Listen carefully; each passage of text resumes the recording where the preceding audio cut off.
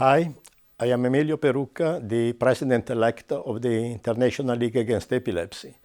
In my presentation yesterday at the European Epilepsy Congress, I discussed the evidence about the clinical and the cost-effectiveness of anti-epileptic drugs.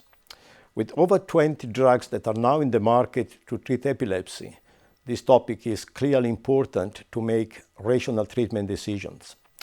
Regrettably, as I emphasized in my presentation, studies conducted to date do not provide reliable estimates of the relative effectiveness of the available drugs for several reasons.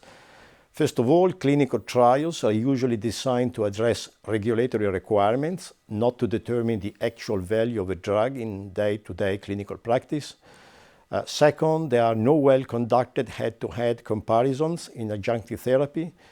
And monotherapy trials are often biased by a suboptimal choice or use of the comparator, and most studies have weaknesses in terms of sample size, ability to adjust dose, and duration of follow-up.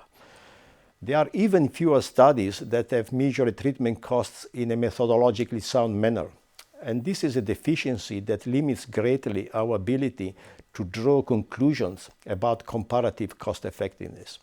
A good example comes from a recent systematic review by two Swedish investigators, Bolin and Forsgren, on the cost-effectiveness of newer drugs in treating focal epilepsy.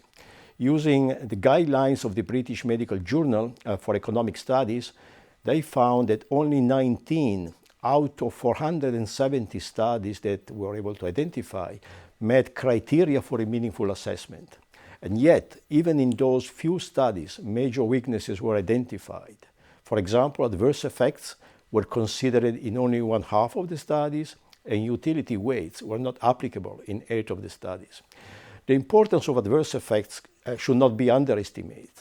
The effectiveness of a given treatment cannot be simply measured by seizure reduction or seizure freedom, but must take into account the impact of side effects, particularly in patients with pharmacoresistant epilepsy.